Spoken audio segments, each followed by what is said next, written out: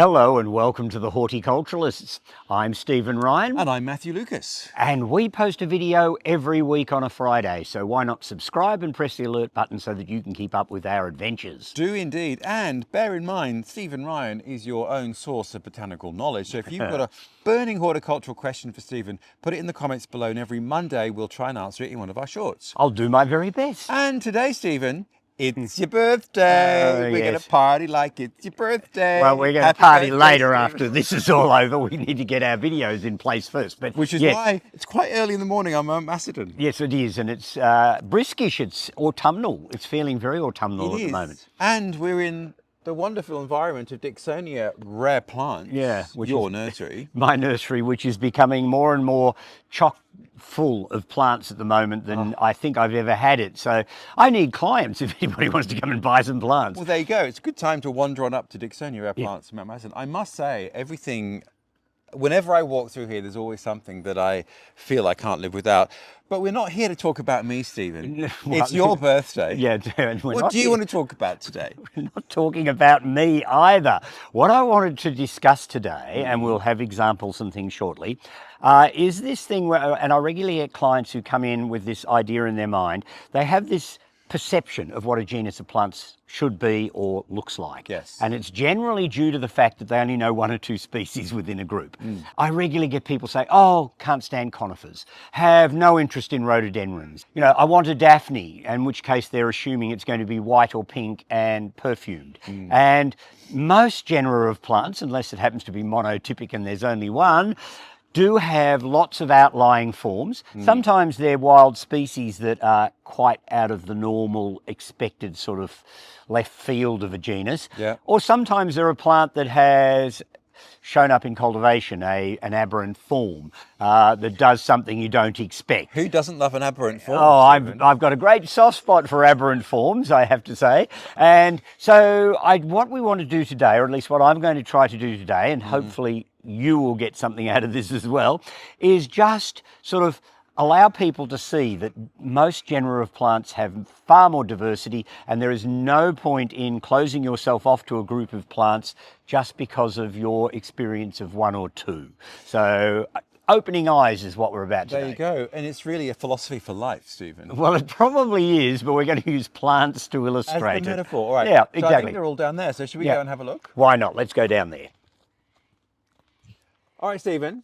We have a wonderfully set up Yes. countertop here. Yes. Now I see before me what looks to me like a conifer. And it is. Yes. But it does help illustrate the point that people tend to have preconceived ideas about certain groups of plants. Yes. Here we have, yes, something that looks obviously like a conifer. Yep. But it's deciduous. You know, people have in their heads that, you know, conifers are big, solid, evergreen things. Although some people know about dwarf conifers, so they can be small, solid, evergreen things. And we have a video from Conifer Garden with dwarf conifers. Yes, we do indeed. So this is actually one of the Taxodiums, the swamp cypresses. It's a weeping form of swamp cypress from Mexico, mucronatum. So Taxodium mucronatum pendula.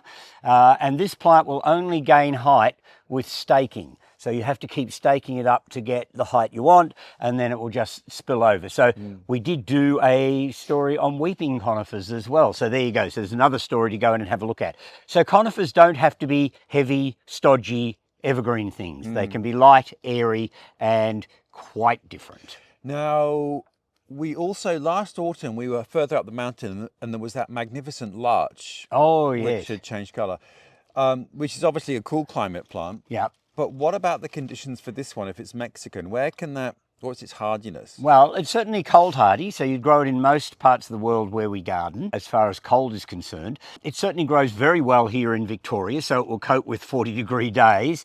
But being a swamp cypress, it does like some moisture at the roots. So, in fact, it can grow in wet, soggy ground. So you could actually have it on the edge of a lake or pond. And because it's a swamp. Yeah, it's a swamp cypress. And it, in fact, produces woody knees that will stick up out of the swamp. So there you go. Very delicate. It is delicate. And that's the thing. People think of conifers as being heavy, stodgy, you know, solid, often very dark. This is anything but.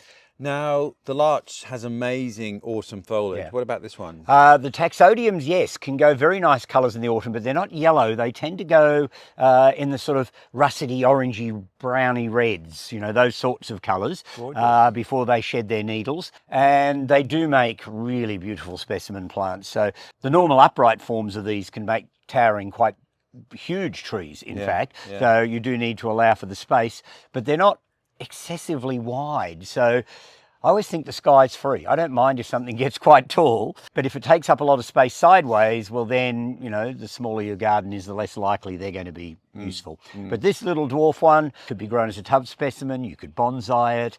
It would look fabulous dripping over a small fish pond or something like that.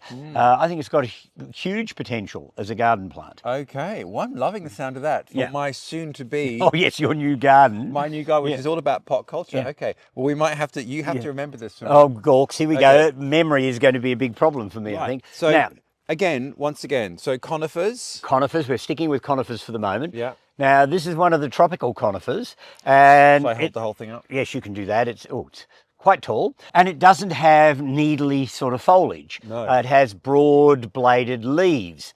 So, again, it doesn't have the texture of a conifer. Now, we've talked about this one several times before. This is actually a Queensland kauri, Agathis robusta, which is one of the towering giant trees of the forests in northern Queensland. And we have seen the most beautiful mature specimens in the Botanic Gardens and at Burnley. Yes, yes. So all these places we've been to, these show up because they were very popular back in Victorian times, particularly for large park and garden plantings. Yeah. So I think they're really fascinating trees. Again, they're probably not for the colder, well, in fact, they aren't for the colder climates, but they'll grow right through the tropics. They'll cope with hot, humid conditions. They will cope quite well with drought once they're established, but they're not cold hardy. So you wouldn't take these to Canada or Northern Europe or whatever and expect them to survive, but they make great indoor plants while they're young. Yeah, but what about, you know, given that the climate is changing, what about temperate parts? So like southern Britain, I mean, it thrives in Melbourne. Yeah. And Melbourne can get to 0 centigrade. All right, 32 well, Fahrenheit. Melbourne doesn't have no, frost. don't have frosts in Melbourne, whereas in southern Britain you can still get frosts and cold in the winter. I think it might be pushing the plant, but I'd love to hear from anybody who's actually attempting Agathis in perhaps southern Britain. You might get away with them in Ireland in certain sheltered areas. Rachel, gardening duenza. Yeah, we need to hear from you, Rachel, if you've got any... Her garden doesn't really freeze. Yeah, so there you go. So you might be able to grow an Agathis. But again, unconifer-like, and that's the whole point of this story. Honestly, it kind of looks more holly-ish. Yeah, it's weird. A non-spiky holly. Yeah. It looks very prehistoric too. Well, it is, and a lot of our conifers are. In fact, I had a discussion with, remember Greg Moore at Burnley? They're not conifers anymore, Steve. Well, are you undermining the story? No, I'm not undermining the story. They are still conifers in to my perception. But Greg did point out to me when we were at Burnley that the Southern Hemisphere conifers actually evolved from a completely different group of plant material than the Northern Hemisphere ones. So although they have somewhat similar things like cones and other sundry things, Greg says that there is a thought that they are actually something other than conifers. But where do you put them? Oh, there we go. That's going to really completely throw people. But you're right. This does not look like a conifer. Yeah. You know, you say it's a great pot plant or a plant specimen. I don't know. I just always feel sad for trees like this in the wrong climate in a pot, where at some point it's going to have to be liberated, and it can't because it's in the wrong climate. In the wrong climate. Look, I get your worry about your concern, but I have to say, you could keep it in a pot for many, many years. I mean, you're not going to keep it there for the length of the life of the tree, but you would get a lot of value out of it. And pot plants I see as somewhat ephemeral anyway. You use them for as long as they're useful in the position you're using them in, but then you get to a point where they're no longer useful, and that gives you the opportunity to try something else. Put them in the compost bin. Yeah, exactly. Now, this does not look like a conifer. And again, this is a really weird one. You might like to try and take that a bit closer to the camera. This is a celery top pine, and of course it's obviously not a pine, but it's a conifer from this particular case from New Zealand. This is Phyllocladus trichomanoides, which is a wonderful name. If you can say that really clearly without stuttering, you'll become president of the garden club. This particular plant is from a very small genus. There's a couple of, or 3 or 4 from New Zealand. I think there's one from up in Papua New Guinea, or at least one. We have one down in Tasmania, our celery top pine down there, Phyllocladus aspleniifolius. And what you're looking at there isn't actually leaves. It's modified stems that do the job of leaves. And if you look really closely, you can see how at the ends of them, they branch again. See, look, this one here. So you've got a phyllodes there, and it's branched again at the end. And that will branch again from there. So they will keep sort of growing. So they're actually modified stems. So the plant doesn't, in fact, have any true foliage. Wow. And it's classed as a conifer, or at least at the moment. And it is a really bizarre looking one. And it does illustrate exactly the point I'm trying to make, that, you know, don't judge a book by its name. Look at it first. And so, conditions for this tree, how is it a massive tree? It's slow but quite big eventually. It is a forest tree in New Zealand, but it is quite slow growing. So again, it could be used as a pot plant, it could be grown indoors, but it will eventually reach a tree of 30 or 40 metres or more. Wow. But we'll all be dead. I promise you. Now, many New Zealand things have a very different juvenile form, and when they get higher than the moa, which is now extinct, which used to eat them, they metamorphosize. Is this one of those things? No, it tends to have much the same form from a young plant to an adult tree.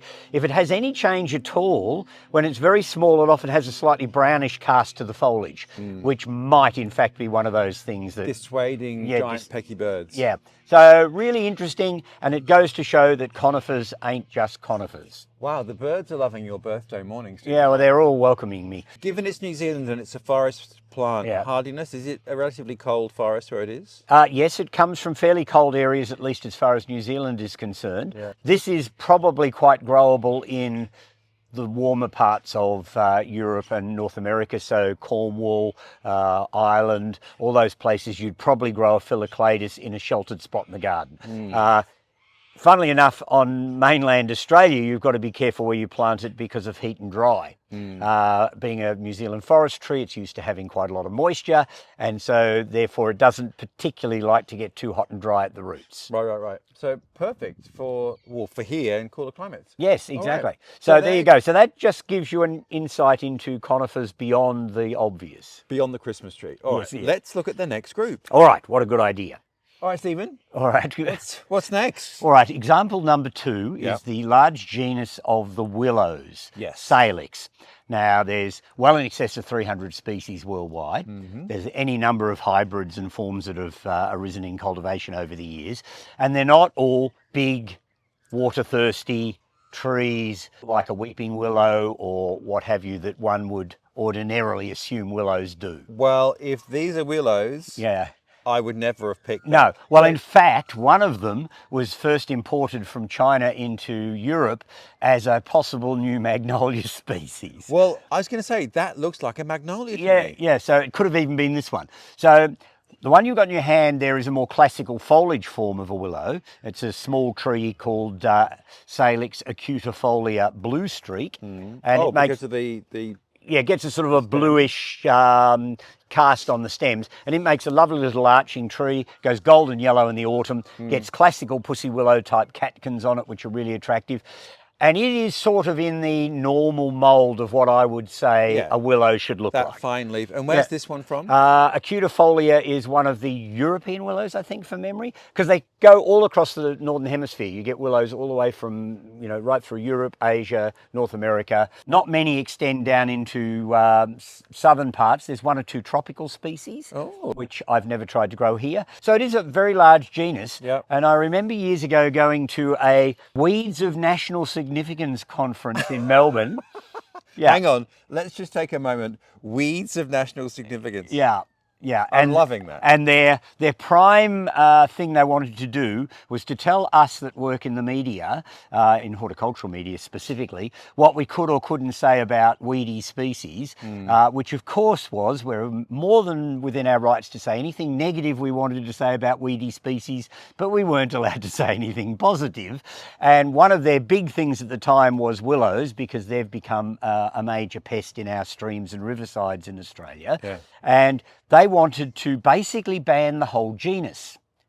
I was incensed, as you can well imagine. Outraged massively. Yeah, I was just absolutely beside myself. And there wasn't a question and answer time or anything like that. So I leapt up from the audience and I was told I had to sit down again. And I said, well, I won't until I have my say. So you might as well just let me say what I need to say. And I said, out of the 300 and something species of willows, you've decided to ban the whole genus. Because 3 or 4 of them are a problem. And one of the scientists then leapt up from the back and said, oh, we haven't got the time to assess 360 different species. And I said, well, you don't have to. We've got a handful of species in the country. Just assess the ones we've got. And then if somebody else wanted to bring in a new willow, you can assess it at the time. And that would be sensible. And I pointed out the little dwarf sterile hybrid called Boydii, which you've lost, I've lost now, so I need Boydii back again. It's a tiny little miniature bonsai-esque shrub that was found in a bog in Scotland, I think, somewhere. And it actually doesn't produce seed. A big leaf falling on it would probably kill it. You and I both managed to kill it. So how could that possibly go weedy? So anyhow, so I had my say, and they still banned most of the willows. And you. Yeah, and me as well. Yes, I don't think I was invited back to one of those events ever again. Anyway, there you go. So getting back to weirdos. It's your birthday. You can say anything. Yeah, that's right, exactly. I'm going to get away with all sorts of things today. I've got 2 giant leafed willows here, both from China. One of which was, in fact, I think, imported as a magnolia, and I think it was this one, which is... Look at that leaf. I mean, that is so not willowy. Yeah, that is Salix magnifica. Oh. Which I think is a very appropriate name for it. Yeah. It gets very long catkins on it, around about 4 or 5 inches long in the old measurements. Yeah. The one we have here is a female form. I'd like to see the male form because people don't realise willows have boy and girl forms quite often. I didn't know that. No, and the male ones are generally the showier. Well, we've got to win sometimes. They generally have the golden stamens that explode out of them, so they tend to be much showier than the female ones.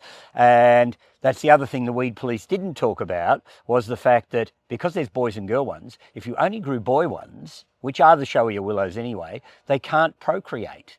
So you can't have seedling willows coming up everywhere. So yeah, there was lots of stuff they forgot to tell people.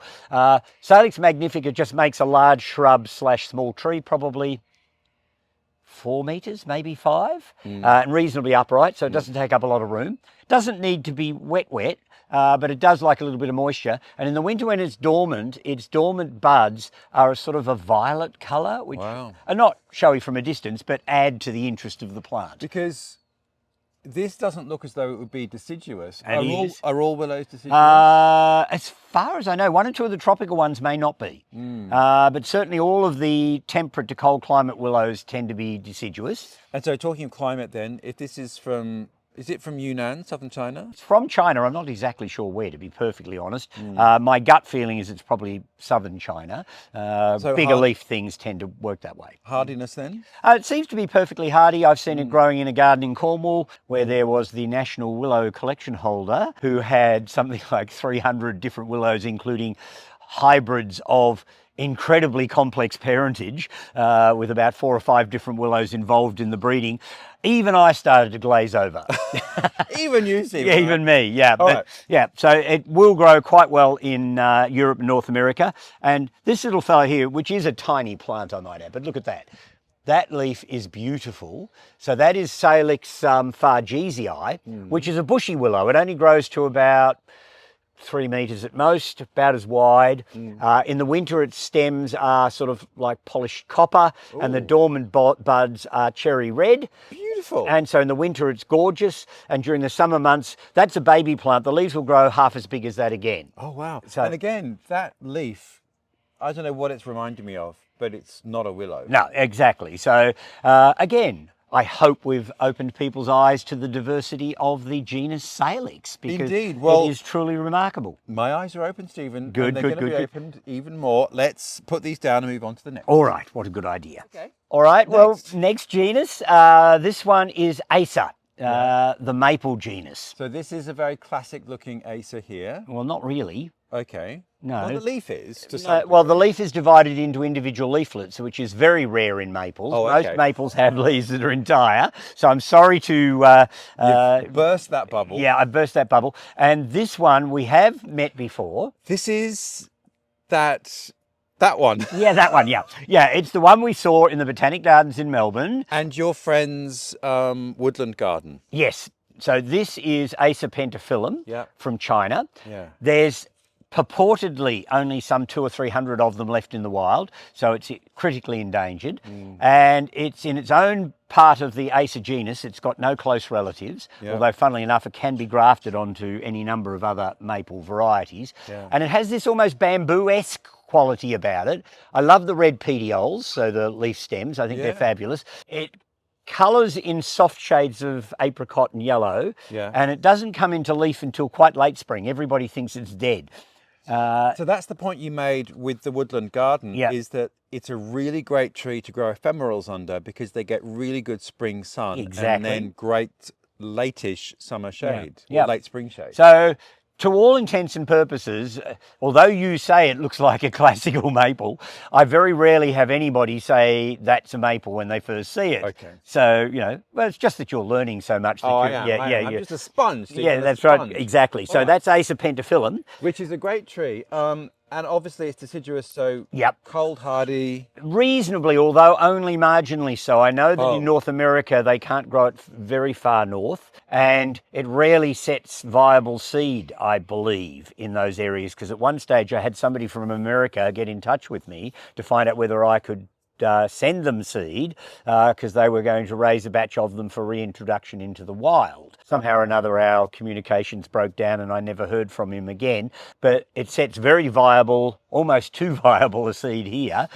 So I've always got plenty of young Acer pentaphyllums, and that one is 18 months old from seed. Wow. So it's my height. Yeah, it's easily 1.5 meters tall. So that's pretty impressive. Hang on, let's have a look.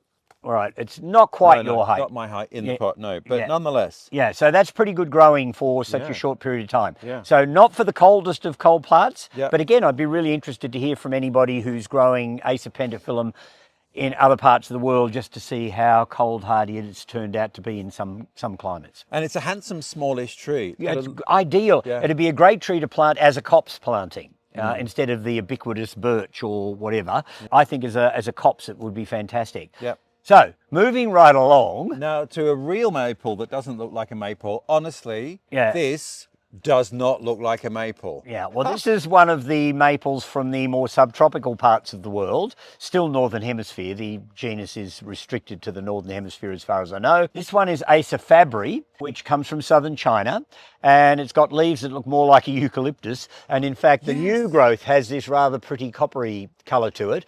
And it only gives itself away when it sets its seeds, because even I would look at something like that without having met it before and assume it was something completely unrelated to a maple. Yeah, that's So, incredible. I guess the downside of the evergreen ones, of course, is that you don't get autumn colour. Yeah. So that's a downside. But these, when they come into seed, the seeds, when they're not fully ripened and gone brown, are in clusters, and they tend to be quite a beautiful red shade. So you've got these red-winged seeds in clusters, which can look quite handsome. And again, I doubt its cold hardiness. No.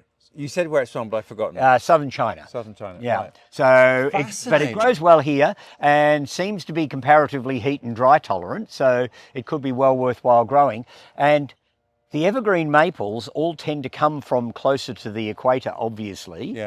Would be sensible. So therefore, for climates like ours, these might be better bets for small garden trees than many of the colder climate maples, in fact. Interesting. Interesting. So there you go, Acer fabri. So maple has a lot more to offer. And of course, if you go into Japanese maples, the Acer palmatums, there's been thousands of cultivars of those shown up over the centuries in Japan. And they've produced miniatures, cut-leafed ones, weeping ones, upright pencilly ones, variegated ones. There is so much diversity in just even that part of the genus that you quite literally could fill a whole garden with maples and it wouldn't necessarily look boring, I would have thought. Well, yeah, I know. on to the next. Possibly pushing it there. All right, birthday boy. You know, keep throwing that in. All right, we've got two plants that are completely unrelated here, so we're not actually going genus by genus anymore. But we've got two plants that do the reverse to each other that you would expect. All right, so here we have Hedera, helix, Erecta, Yep. which is a selection of English ivy, which is shrubby. So it grows as an upright shrub.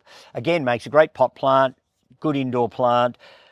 Fabulous textural quality, the way the leaves all sit sort of in two ranks up the stems. Yeah. And you have to keep it staked, otherwise, well, you don't have to, but if you don't keep it staked, it will get too heavy and it will arch down and hit the ground. Once it gets the support of the ground, then it will send straight up shoots again. So you end up with this mound of upward facing shoots. So you've got this weird small shrub, in fact.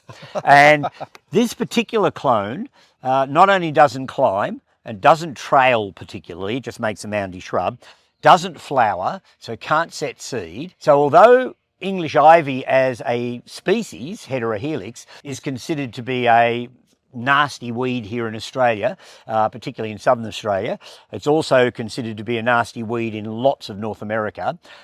This particular clone can't do anything wrong. So how did it come about? Oh, just a freak aberrant form. It probably showed up as an adult. Aberrant form. Yes, it probably showed up as a piece of adult wood on a well-grown ivy somewhere, and somebody noticed the strange growth pattern of it, and that's how lots of ivies have come about, is just by weird, diverse things that happen in nature. And I've been growing this particular form for probably 30 years now, and I've got it in the garden at home and it's made a nice little shrub. It's really useful if you've got dry shade that you want something textural and interesting in.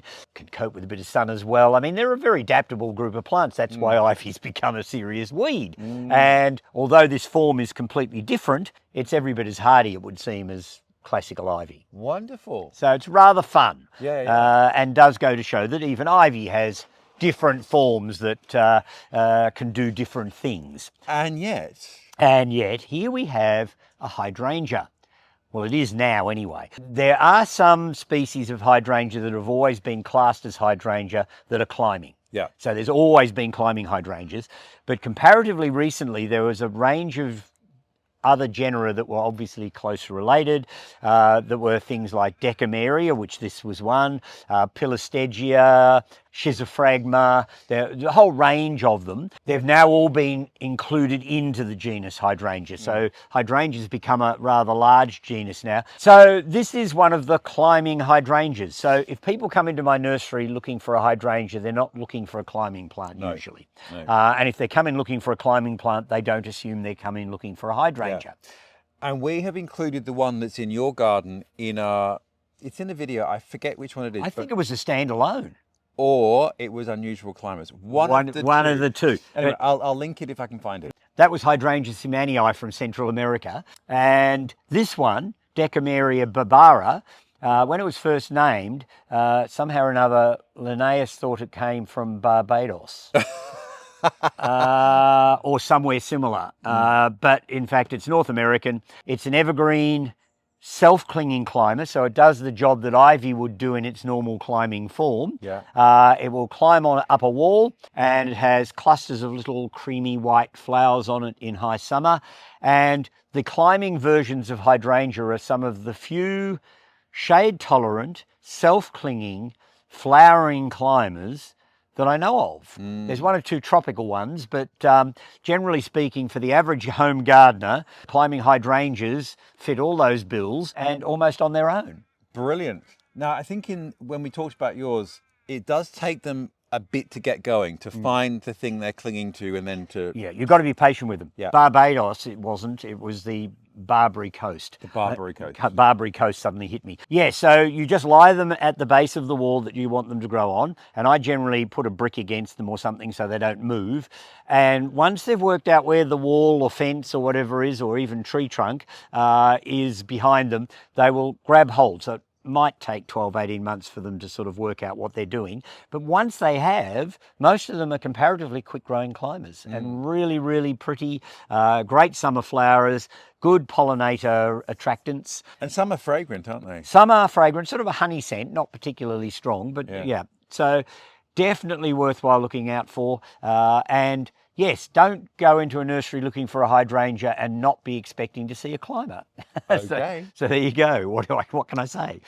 All right, yet more. Yet more.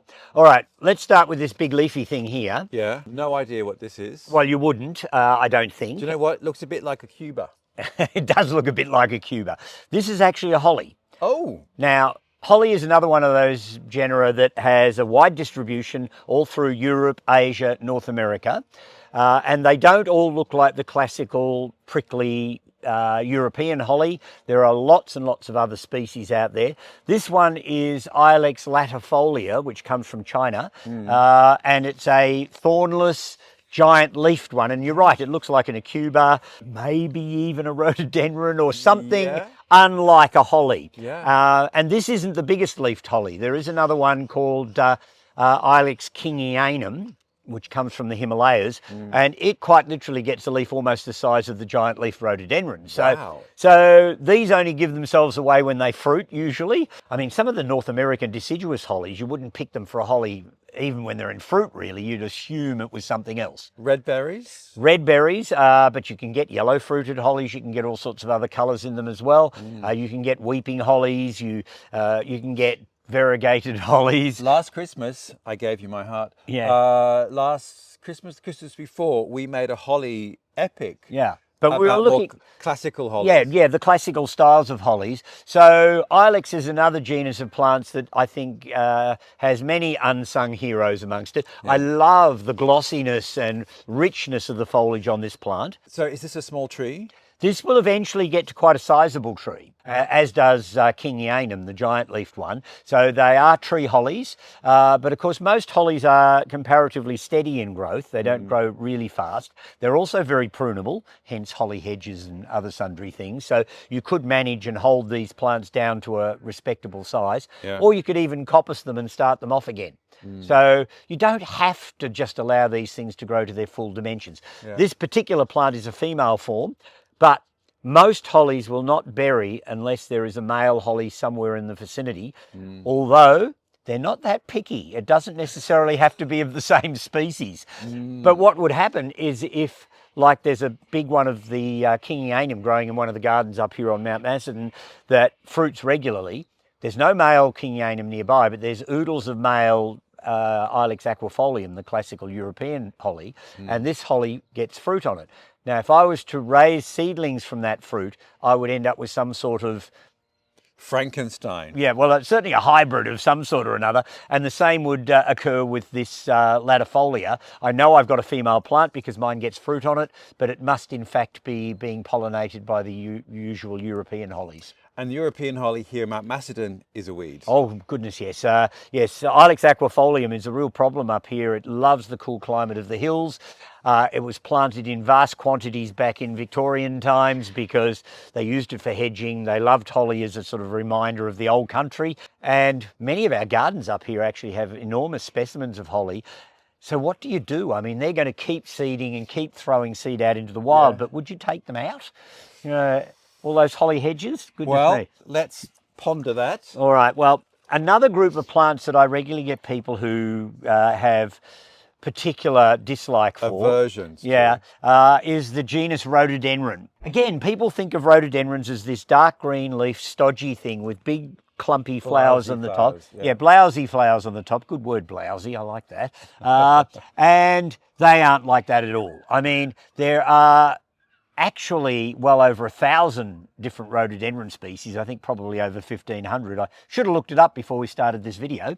And they come from all over the world, including 2 Australian species. Sorry, New Zealand, you didn't end up with any. And we've covered the Australian ones. What's this one? Well, this one is a selection that arose in cultivation in Japan of Rhododendron macrocephalon, and it's had lots of name changes, but this clone is known as linearifolia, which means linear leaves, so narrow leaves. And soft, beautiful. Yeah. Now, linearifolia to some people might be difficult to spell, and I remember as a child I got my first plant of this from one of the growers in the Dandenong Ranges, who was one of we had a big contingent of Dutch nursery people who moved into the Dandenong Ranges, and I bought this from one of the growers up there, and he called it Rhododendron spider-eye because he couldn't spell linearifolia. Yeah, but anyhow, he struggled with it. I know another nurseryman who called Rhododendron Gibraltar the rock. So unfortunately some nurserymen do play fast and loose with names, but anyhow, this is linearifolium. It's a Japanese plant.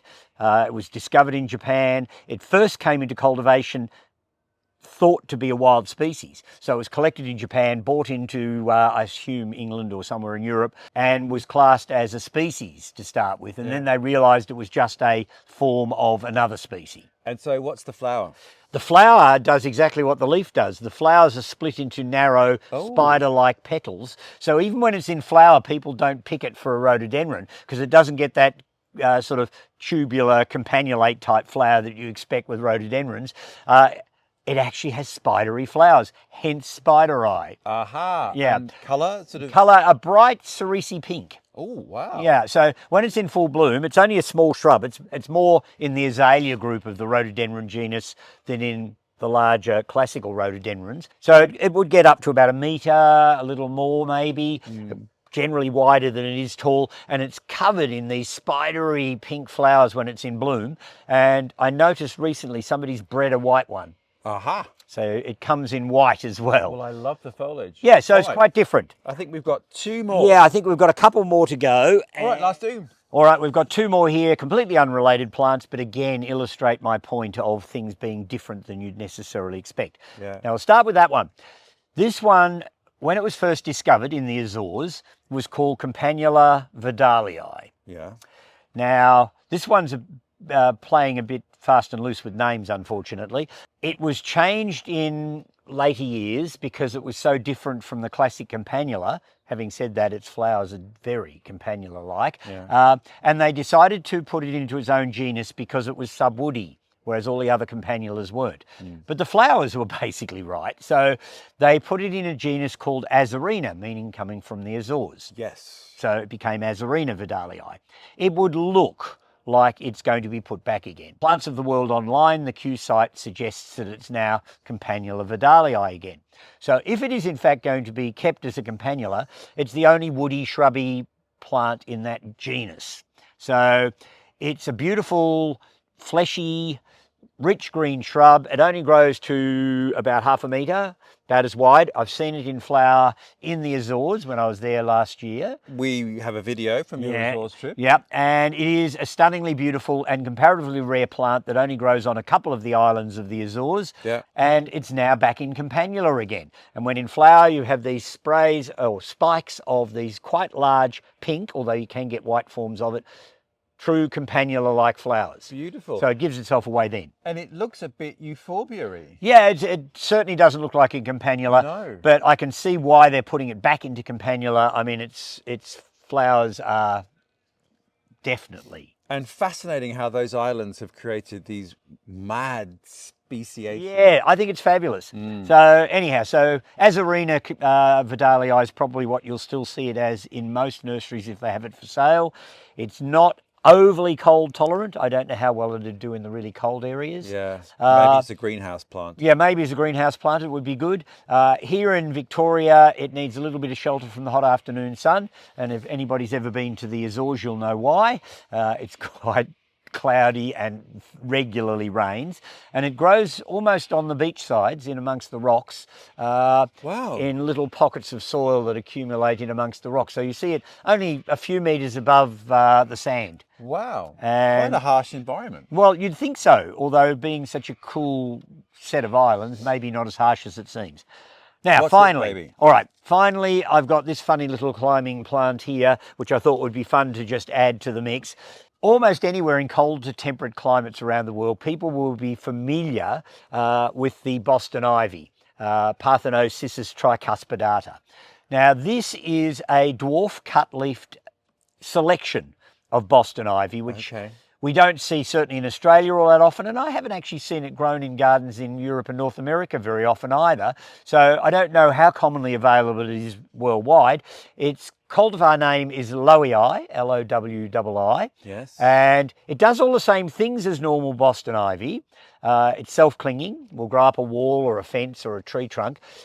Its foliage is much smaller, and the plant itself is a lighter, less vigorous growing plant. So if you were looking for something that wasn't going to completely cover your house, then this smaller version could be worth it. I was going to say, how do you define dwarf when it comes to a climber like this? Well, it's hard to. It's probably not a dwarf in the true sense of the term, but it is a much slower growing and never seems to get to the sort of dimensions that the classical form would be. So I guess comparatively, it's a dwarfer version, if that makes any sense. And these leaves here, yeah, is that about those bigger ones size? there, that's about the full size of the foliage. So yeah, very small. It will colour beautifully in the autumn before it sheds, just as the ordinary Boston ivy does. Yeah. So, and of course we all know that Boston ivy is the plant where the Ivy League universities got their name from. So those beautiful big old buildings were covered in Boston ivy, and they became Ivy League. So perhaps this is for the kindergarten version of the Ivy League. Ivy League. Yes, exactly. There you go. Well, Stephen, I've loved this plants that don't look like they should. Yes. Epic. I'm not quite sure how you're going to title this one, but anyhow. It's been really fascinating. And yes, break down those barriers, people. Yes, yes. Don't say I don't like anything until you know enough about the genus to actually know that. Are you listening to your own words? Yes. Mr. I don't like roses. Well, no, that's not... Well, I do that mainly to annoy people who like roses. I mean, there are roses I do like. Yeah. So I don't close myself off to any group of plants necessarily. Good for Although you. there are some plants out there that I would not grow under any circumstances in my garden. But that doesn't mean I might not find the good one. Yeah. Or something else in the genus that you will live for. Yeah. Well, thank you. That has been fascinating. Quite an eye-opener. The willow that's a magnolia. Yes. The climbing hydrangea, which is gorgeous. Anyway, all these wonderful things. Well, Stephen, how could we possibly top this? I don't know, but we'll attempt to at least give you some entertainment and some education next week with some other topic. We will, and if you want to know what it is, you might have to hit subscribe because we post every week on a Friday. Today is Stephen's birthday. Next Friday won't be. No, it won't be. Having said that, when this goes to air, probably won't be my birthday either, but anyhow. It won't be, but I can tell you that. Yeah, it's not going up today. Happy birthday, Stephen Ryan. Thank you, and happy birthday to anybody out there that shares my birthday. And we look forward to seeing you next week. Bye all.